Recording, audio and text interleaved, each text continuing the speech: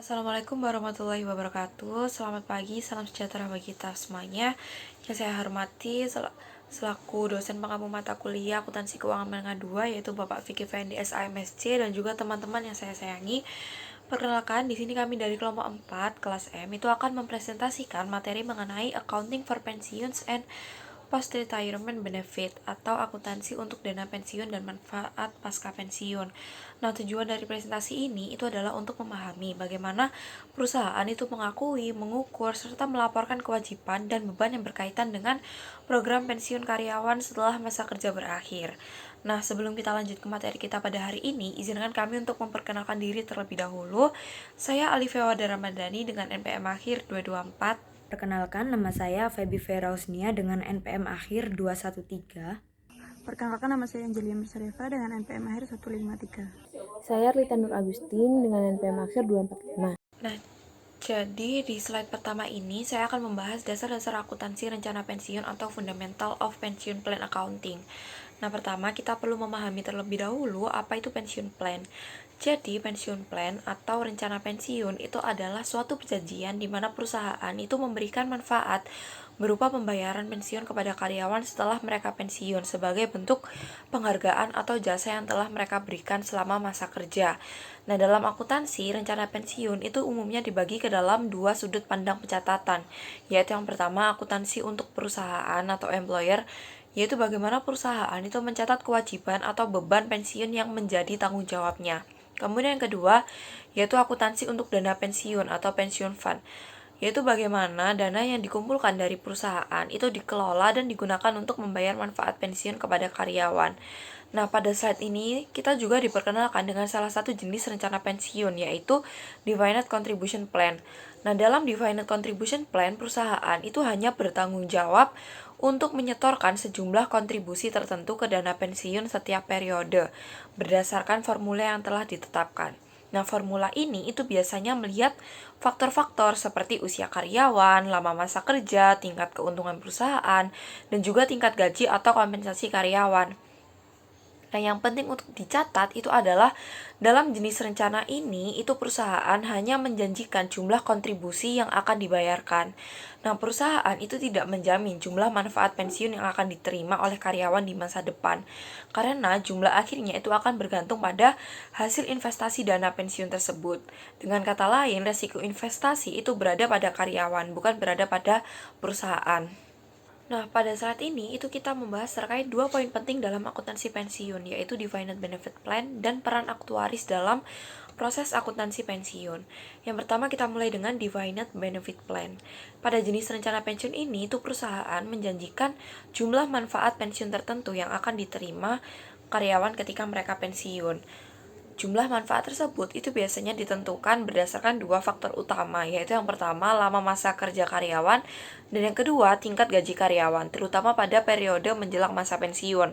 Nah, artinya pada Defined Benefit Plan, perusahaan itu bertanggung jawab memastikan bahwa manfaat pensiun yang dijanjikan itu benar-benar bisa dibayarkan. Dengan demikian, resiko utama terkait pembayaran manfaat pensiun berada pada perusahaan, bukan pada karyawan.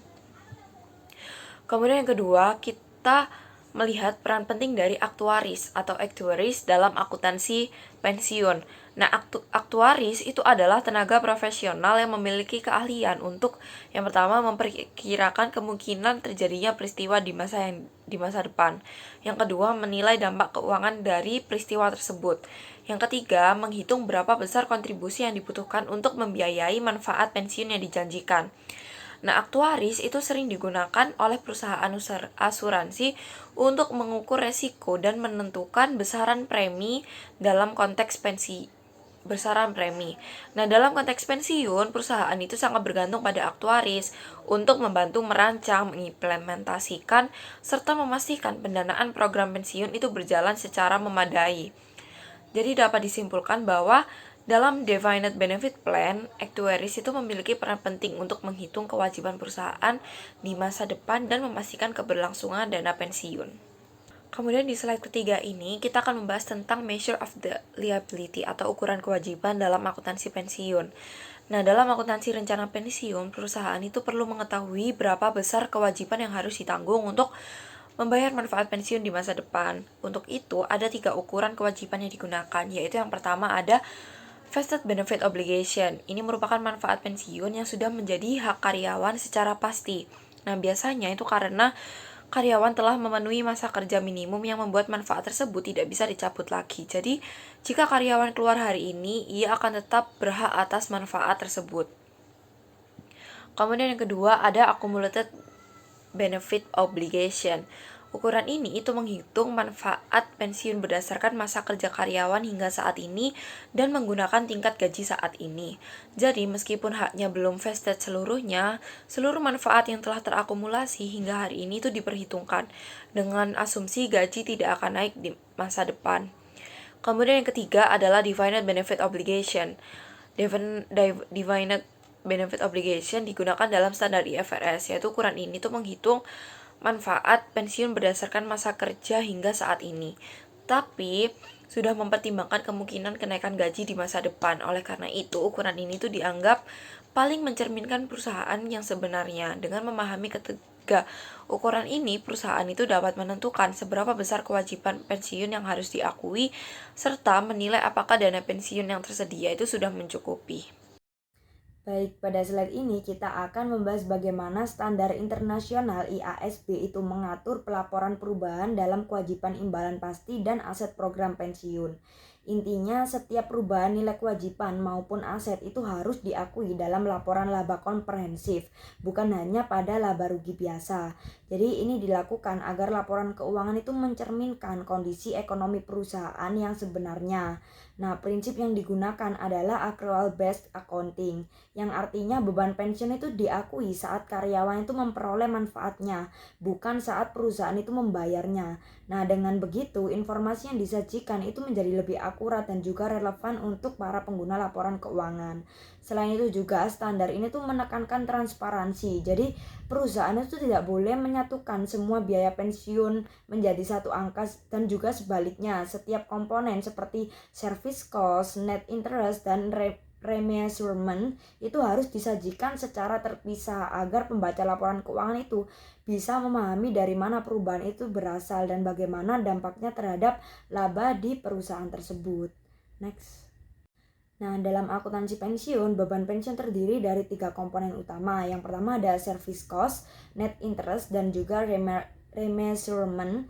Nah, komponen pertama yaitu service cost, yang dimana menggambarkan beban yang muncul karena jasa karyawan selama periode berjalan, yang dimana artinya itu setiap tahun saat karyawan itu bekerja, perusahaan itu menambah kewajiban untuk membayar manfaat pensiun di masa depan.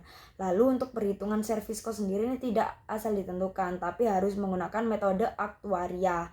Nah, salah satunya yaitu project unit credit method, yaitu metode yang memperkirakan manfaat pensiun itu berdasarkan gaji di masa depan dan lama masa kerja karyawan tersebut. Nah, dengan metode tersebut, kewajiban yang diakui itu menjadi lebih realistis karena mempertimbangkan kenaikan gaji dan juga faktor usia kerja. Lalu kita akan membahas tentang net interest, yaitu beban atau pendapatan bunga yang timbul dari perbedaan antara kewajiban dan juga aset program pensiun. Nah, perhitungannya itu menggunakan tingkat diskonto yang menggambarkan nilai waktu uang. Jadi misal kalau kewajiban pensiunnya itu lebih besar dari aset yang dimiliki, nah perusahaan itu akan menanggung beban bunga bersih. Sebaliknya juga jika asetnya lebih besar bisa timbul pendapatan bunga bersih. Nah, net interest ini umumnya itu disajikan di bagian pembiayaan laporan laba rugi karena terkait dengan aspek pendanaan. Nah, sementara itu remeasurement sendiri itu muncul ketika adanya perubahan asumsi aktuaria. Misalnya adanya perubahan tingkat bunga, proyeksi gaji, atau usia pensiun. Nah, perubahan ini tuh bisa menimbulkan keuntungan ataupun kerugian aktuaria. Namun karena sifatnya tidak berulang dan tidak berasal dari aktivitas utama perusahaan, jadi hasilnya tuh tidak diakui di laba rugi. Nah, melainkan tuh kita bisa mengakuinya di other comprehensive income atau kita sebut juga dengan OCI. Jadi, secara keseluruhan sendiri, service cost dan juga net interest ini adalah dua komponen yang langsung mempengaruhi laba bersih perusahaan. Nah, sementara remeasurement itu dicatat terpisah di OCI. Nah, kombinasi ketiganya itu bisa memberikan gambaran menyeluruh tentang total beban pensiun yang harus ditanggung oleh perusahaan dengan setiap periodenya. Jadi, baik dari sisi operasional, pembiayaan maupun penyesuaian nilai asumsi. Next. Selanjutnya yaitu menjelaskan fungsi pension worksheet dan konsep funded status dalam akuntansi pensiun. Jadi lembar kerja pensiun itu bukan bagian dari laporan keuangan resmi, tapi alat bantu yang digunakan oleh akuntan untuk memastikan semua transaksi terkait pensiun itu dicatat dengan benar dan juga seimbang antara debit dan juga kredit. Nah, di dalam worksheet ini itu dicatat sebagai elemen seperti beban pensiun tahunan, kontribusi kas yang dibayarkan perusahaan, nilai aset program, kewajiban imbalan pasti, dan posisi akhir berupa aset atau kewajiban pensiun. Nah, pentingnya worksheet ini adalah untuk menjaga agar seluruh data yang terkait pensiun itu tetap transparan dan juga terhubung antar periode. Nah, selain itu kita juga mengenal istilah fund status, yaitu perbandingan antara nilai aset program dengan kewajiban pensiun. Nah, bila kewajiban lebih besar daripada aset, itu berarti perusahaan memiliki pension liability ataupun utang pensiun. Nah, juga sebaliknya, jika aset tersebut itu lebih besar, maka disebut pensiun aset.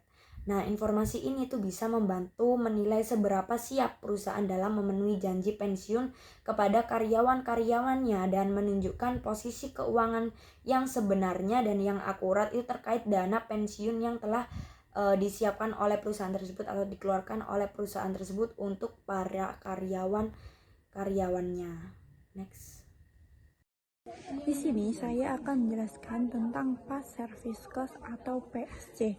Nah, PSC sendiri adalah biaya jasa lalu atau biaya yang timbul ketika perusahaan mengubah atau memodifikasi program pensiun yang sudah ada. Nah, perubahan ini itu bisa terjadi dalam dua bentuk. Yang pertama, amandemen, yaitu ketika perusahaan menambah manfaat bagi karyawan untuk masa kerja sebelumnya.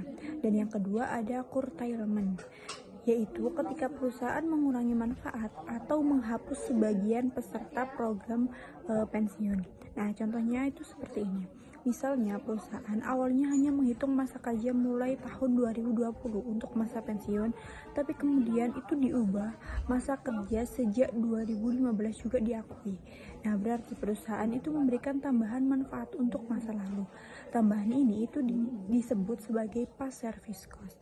Nah, sebaliknya kalau perusahaan itu memotong program karena efisiensi, misalnya karyawan yang sudah keluar itu tidak lagi mendapatkan manfaat, itu juga mempengaruhi nilai kewajiban dan diakui sebagai PSC. Lalu, pencatatan akuntansi dalam PSC itu diakui segera pada periode perubahan dan langsung masuk ke laporan laba rugi, bukan ke other comprehensive income. Nah, tujuannya itu agar efek perubahan program pensiun itu langsung terlihat di tahun terjadinya. Jadi, PSC ini adalah dampak keuangan dari perubahan manfaat pensiun masa lalu yang langsung diakui di laba rugi pada periode amandemen atau curtailment dilakukan. Dalam program pensiun di setiap tahun perusahaan itu memperkirakan nilai kewajiban dan aset yang terkait dalam program tersebut. Namun karena banyak faktor berubah, hasil aktual itu bisa berbeda dengan perkiraan. Ketika perbedaan itu terjadi, perusahaan harus mengukur ulang posisi kewajiban dan asetnya agar sesuai dengan kondisi sebenarnya. Nah, penyebab dari remeasurement ini bisa karena yang pertama itu perubahan nilai wajar aset program pensiun, misalnya itu seperti investasi naik atau turun. Nah, yang kedua itu perubahan asumsi aktuaria seperti tingkat mortalitas atau kematian, usia pensiun, turnover karyawan, disabilitas atau kenaikan gaji. Requirement itu tidak boleh dimasukkan ke laba rugi karena sifatnya itu tidak berulang, tidak bisa diprediksi dan tidak berasal dari aktivitas operasional. Jadi seluruh hasil pengukuran ulang dimasukkan ke dalam Other Comprehensive Income. Artinya dampak langsung ke ekuitas perusahaan tanpa mengubah laba bersih tahun berjalan. Nah, requirement ini ibarat kita memperbarui perhitungan supaya laporan keuangan itu mencerminkan nilai yang paling realistis. Tapi karena perubahan ini sifatnya jangka panjang dan di luar kendali perusahaan, maka efeknya tidak dicatat di laba rugi, melainkan di OCI. Selanjutnya, saya akan menjelaskan tentang gains and losses on asset. Aset program adalah dana yang dikumpulkan dan diinvestasikan untuk membayar manfaat pensiun di masa depan. Nah, setiap tahun perusahaan itu memperkirakan berapa pendapatan bunga atau interest income yang akan diperoleh dari aset tersebut berdasarkan tingkat diskonto. Namun, hasil aktual dari investasi bisa berbeda dengan yang diharapkan. Nah, perbedaan antara hasil aktual dan pendapatan bunga yang diharapkan itulah yang disebut dengan keuntungan dan kerugian aset. Nah, contohnya misalkan Shopbook SE memiliki aset program sebesar 100.000 euro dengan tingkat diskonto 6%.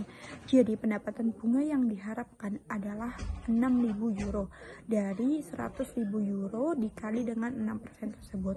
Nah, ternyata hasil aktual dari investasi adalah 8.000 euro. Artinya Shopbook memperoleh keuntungan aset sebesar 2.000 euro. Jika terjadi keuntungan aset, maka dicatat debit aset program 2 euro dan kreditnya Other Comprehensive Income atau OCI 2.000 euro. Nah, jika terjadi kerugian aset, maka dicatat kebalikannya. OCI di debit dan kreditnya itu aset program. Jadi keuntungan dan kerugian aset ini menunjukkan seberapa baik kinerja dana pensiun dibandingkan dengan ekspektasi aktuariah. Dan sesuai standar, perubahan ini dicatat di OCI karena sifatnya itu tidak rutin dan tidak berasal dari kegiatan operasional perusahaan. Nah, di sini saya akan menjelaskan tentang reporting pension plans in financial statement. Nah, di slide ini saya akan membahas bagaimana program pensiun dilaporkan dalam laporan keuangan perusahaan. Nah, bagian pertama ini berfokus pada apa saja yang muncul langsung di laporan keuangan utama seperti neraca dan laporan laba rugi. Yang pertama ada pension expense atau beban pensiun. Ini adalah biaya yang diakui perusahaan setiap periode sebagai kewajiban untuk membayar pensiun kepada karyawan di masa depan. Jadi, setiap tahun perusahaan ini harus menghitung berapa beban yang timbul dari program pensiun ini. Selanjutnya ada gains and losses. Nah, ini muncul karena setiap tahun perusahaan bisa saja melakukan penilaian kembali, misalnya karena ada perubahan asumsi tingkat bunga atau usia pensiun. Kalau ada perbedaan ini dari perkiraan sebelumnya, bisa timbul keuntungan atau kerugian aktuaria yang harus dicatat. Lalu, recognition of net funded status, artinya perusahaan wajib mengakui apakah dana pensiunnya saat ini surplus atau defisit. Kalau aset pensiunnya lebih besar dari kewajiban, berarti ada aset pensiun. Tapi kalau sebaliknya itu jadi liabilitas pensiun. Berikutnya, classification of pension asset or liability. Di sini dijelaskan bagaimana perusahaan ini mengklasifikasikan aset atau liabilitas pensiun tersebut di neraca. Dan terakhir, aggregation of pension plans. Itu kalau perusahaan punya beberapa program pensiun, biasanya semuanya digabung dalam satu penyajian, kecuali ada perbedaan besar antar program yang perlu dipisahkan. Nah, jadi intinya di laporan keuangan utama perusahaan kita bisa melihat seberapa besar kewajiban dan beban pensiun yang dihadapi perusahaan. Next. Nah, di slide selanjutnya ini saya akan membahas within the notes to the financial statement atau dalam catatan atas laporan keuangan. Nah, kalau tadi kita bahas bagian yang muncul langsung di laporan keuangan. Sekarang kita masuk ke bagian catatan atas laporan keuangan atau notes to financial statement. Nah, bagian ini fungsinya untuk memberikan penjelasan lebih detail agar pembaca laporan ini bisa benar-benar memahami angka-angka yang ditampilkan. Pertama, perusahaan harus menjelaskan karakteristik program pensiun yang dimiliki, apakah program itu memiliki manfaat pasti dan risiko apa saja yang melekat, misalnya risiko tingkat bunga atau risiko investasi. Kedua, perusahaan perlu menjelaskan angka-angka yang muncul di laporan keuangan. Misalnya, bagaimana cara menghitung beban pensiun, asumsi apa yang digunakan, dan metode apa yang dipakai dalam pengukurannya. Dan yang terakhir, catatan ini juga harus menjelaskan bagaimana program pensiun mempengaruhi arus kas perusahaan di masa depan.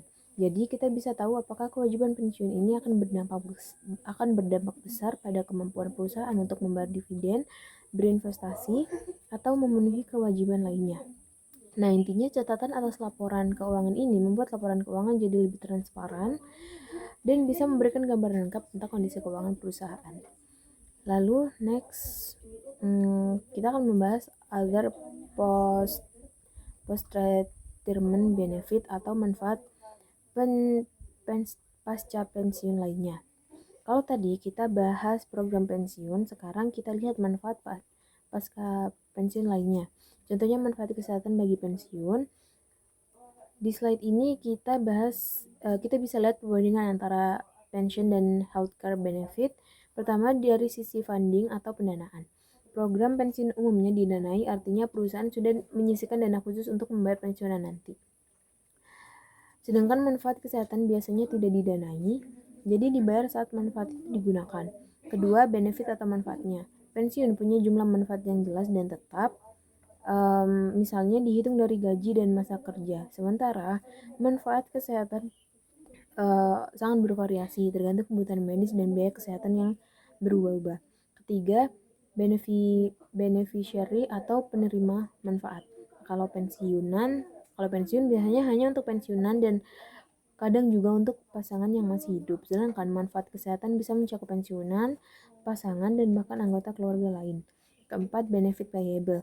Manfaat pensiun dibayar secara rutin, biasanya setiap bulan, tapi untuk manfaat kesehatan dibayar saat dibutuhkan, misalnya saat pensiunan berobat. Dan yang terakhir, predictability atau tingkat kepastian. Nah, untuk pensiun biayanya relatif bisa diprediksi karena berdasarkan perhitungan aktuaria, tapi untuk manfaat kesehatan sulit diprediksi karena biaya bisa berubah-ubah tergantung lokasi dan waktu.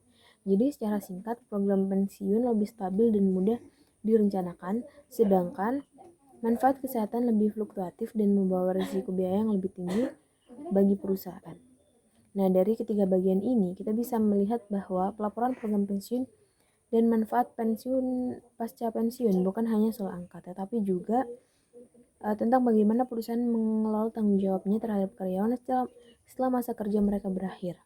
Transparansi dan pengungkapan yang jelas sangat penting agar semua pihak, baik karyawan, investor, maupun publik bisa memahami kondisi keuangan perusahaan dengan baik. Nah, sekian presentasi dari kelompok kami. Mohon maaf apabila ada kesalahan kata dan ada kurang lebihnya. Terima kasih sudah menonton. Assalamualaikum warahmatullahi wabarakatuh.